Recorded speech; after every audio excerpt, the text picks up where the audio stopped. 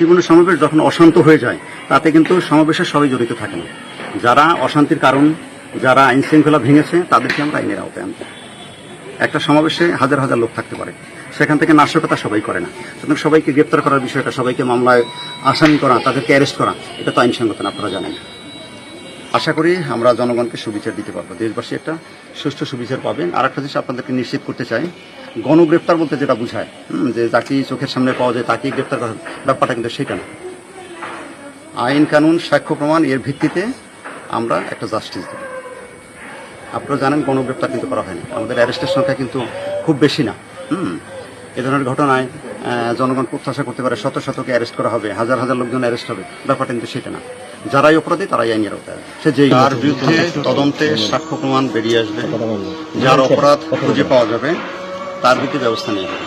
তাতে সে যদি প্রশাসনে থাকে তার বিরুদ্ধে হবে, প্রশাসনের বাইরে যদি থাকে তাকেও ছাড় দেওয়া হবে না। হ্যাঁ, সবকিছু আমরা করছি সাক্ষ্য প্রমাণের ভিত্তিতে, শুধু ভিডিও ফুটেজ না, যে কোনো ধরনের গোয়েন্দা তৎপরতা, যে কোনো ধরনের ইনফরমেশন সবকিছু আমরা তুলছে আর বিশ্লেষণ করতেছি। বিশ্লেষণের প্রেক্ষিতে আমরা যখন নিশ্চিত হব যিনি প্রকৃত অপরাধী তাকে আইনের আওতা আনবো। সে প্রশাসনে আছে কি প্রশাসনের বাইরে আছে এটা আমাদের কাছে মুখ্য বিষয় নয়। এখন পর্যন্ত কোনো মোটিভ পেয়েছেন আপনারা? তদন্তের স্বার্থে এটা আমরা বলতে চাচ্ছি না। আমাদের আইনের কার্যক্রম চলতেছে, গ্রেপ্তার অভিযান অব্যাহত রয়েছে। আমরা ইতিপূর্বে বেশ কয়েকজনকে গ্রেপ্তার করেছি, আপনারা জানেন। মামলা হয়েছে, আরও কিছু মামলা হবে। হ্যাঁ, শৃঙ্খলা বাহিনী কাজ করতেছে। না, আপনারা তো সবই জানেন এখানে প্রশাসন কার্যকরী ব্যবস্থা গ্রহণ করেছে। পোশাকে পুলিশ ছিল, পোশাকের আদলে সাদা পোশাকে আমাদের গোয়েন্দা তৎপরতা ছিল আইন শৃঙ্খলা বাহিনীর পক্ষ থেকে। সেটা শুধু পুলিশ নয়, র্যাব, তারপর আপনারা জানেন এখন যৌথ বাহিনী আছে, সবাই কাজ করেছিল। হঠাৎ করে এটা জুমার নামাজের পরে আপনার যেটা হয়ে গেল, হ্যাঁ, শান্তিপূর্ণ সমাবেশ থেকে হঠাৎ করে অশান্ত হয়ে গেল। পরবর্তীতে আইন শৃঙ্খলা বাহিনী তাদের ভূমিকা পালন করেছে। 3 তারিখে যে আপনার ইমান ও আকিদা যে রক্ষা কমিটি, তারা কিন্তু একটা নিউজ কনফারেন্স করেছিল। সেখানে ঘোষণা ছিল যে 4 তারিখ বৃহস্পতিবারের মধ্যে তাদের যে দাবি দেওয়া সেগুলা না মানলে তারা শুক্রবার অর্থাৎ 5 তারিখ যেদিন ঘটনা ঘটে সেই দিন তারা একটা বিক্ষোভ সমাবেশ করবে, এবং ওই বিক্ষোভ সমাবেশ থেকে তারা আরও 1 সপ্তাহ পর অর্থাৎ 12 তারিখ, অর্থাৎ যে তারিখটা এখনও আসে নাই, এই মাসের 12 তারিখ শুক্রবার তারা লং মার্চ টু গোয়ালন্দ করবে। আপনারা তো সেটা জানেন এবং সেটার ভিডিও আছে। আচ্ছা, এর মধ্যে জেলা প্রশাসকের কার্যালয়ে বৃহস্পতিবার বিকালে তাদের নেতৃবৃন্দ যায় এবং তাদের যে দাবি সেটার ব্রিফ বা প্রোগ্রেস কতটুকু সেটুকু জানানো হয়, এবং সেখানে মোবাইলে ছবি এবং ভিডিও দেখা হয় যে তাদের যে দাবিগুলো ছিল, যে প্রথম ছিল কাবার আদলে যে রং সেটা চেঞ্জ করা, সেটা তারা আগেই করছিল। তারপরে ছিল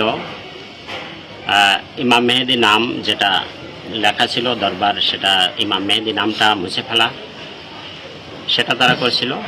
এবং কবরটা যে উঁচু জায়গায় ছিল সেটা থেকে পার্শ্ববর্তী আরও 2টা কবর আছে তার মায়ের এবং তার ভাইয়ের, সেই লেভেলে নিয়ে আসা। তো তারা সে কবরও নিচু করছিল, এবং এই আপডেট দেখে যে ইমাম ও আকিদা রক্ষা কমিটির যারা নেতৃবৃন্দ ওই ব্যানারে আসছিল জেলা প্রশাসক মহোদয়ের কাছে, তারা কিন্তু সন্তোষ প্রকাশ করেছে। তারপরে তাদেরকে বলা হলো যে পরের দিন বিক্ষোভ মিছিলটা তারা স্থগিত করুক। তাদের যুক্তি হলো যেহেতু তারা বিষয়টা তাদের উপজেলা এবং প্রতিটা উপজেলায় বিক্ষোভ ছিল আগের 3 তারিখের ঘোষণা অনুযায়ী। এখন 4 তারিখে যখন বৃহস্পতিবার প্রোগ্রেসে তারা সন্তুষ্ট হলো, তারা বলল যে ঠিক আছে, আমরা সন্তুষ্ট, আমরা তাদেরকে আরও 1 সপ্তাহ টাইম দিতে চাই, যেটা লং মার্চ টু গোয়ালন্দ আগেই ঘোষণা করা ছিল যে 12ই সেপ্টেম্বর। এখন যেহেতু প্রোগ্রেস অনেকটা হয়েছে, আরও 2-1 দিন টাইম দিলে হয়তো যে কংক্রিটের ঢালাই সেটা হয়তো ভেঙে ফেলা সম্ভব ছিল। তো সেটাও তারা বুঝেছে, এবং যেদিন ঘটনা ঘটে 5 তারিখ সেদিন এরকম দুপুর নাগাদ আপনারা জানেন যে ওই কমিটির কেউ কেউ সদস্য এই জায়গাটা ঘটনাস্থল পরিদর্শন করেও তারা এটা সন্তুষ্টি প্রকাশ করেছে, এবং তারা অঙ্গীকারবদ্ধ ছিল যে তাদের যে বিক্ষোভ এটা শান্তিপূর্ণ একটা সমাবেশ হবে। কিন্তু আনফরচুনেটলি আপনারা সবই জানেন যে শান্তিপূর্ণ সমাবেশ থেকে হঠাৎ করে আমাদের কর্তব্যরত পুলিশের উপরে লাঠি, শাবল, হাতুড়ি এবং দেশীয় অস্ত্রশস্ত্র নিয়ে